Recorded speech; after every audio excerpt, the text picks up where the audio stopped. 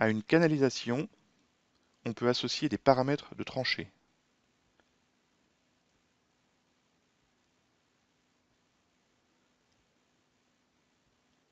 Et dans la fenêtre des propriétés AutoCAD, on peut demander à ce que cette tranchée soit affichée en 3D et elle va apparaître ici comme un solide que l'on peut visualiser.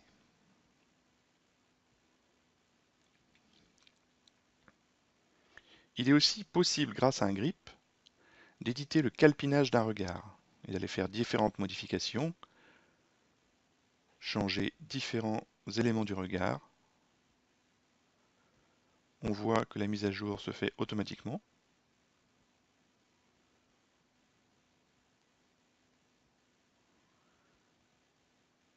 Et on peut visualiser le regard en 3D.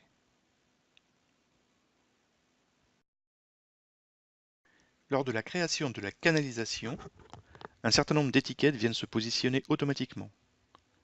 Mais il est possible ici de compléter ces cotations en choisissant les éléments à étiqueter dans une liste, les étiquettes étant bien entendu entièrement paramétrables.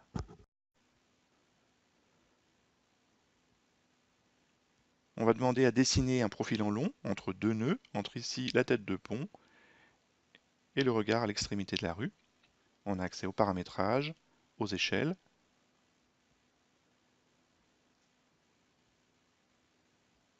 Et on peut faire des modifications directement sur le profil en long, là aussi avec des grips pour changer soit les pentes, soit les aides.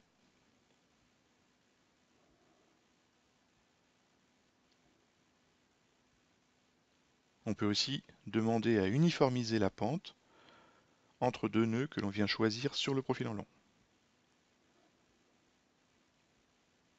À savoir qu'on pourrait faire la même modification dans la coupe qui s'affiche dans les palettes. On peut choisir plusieurs canalisations et on a accès à des modifications comme ici l'uniformisation de la pente tout le long.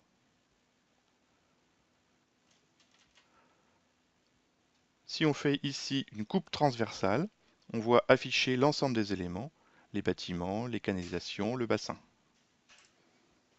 On peut enfin faire afficher dans Excel un certain nombre de récapitulatifs, comme par exemple l'ensemble des éléments dessinés dans le fichier, ou un récapitulatif des cubatures.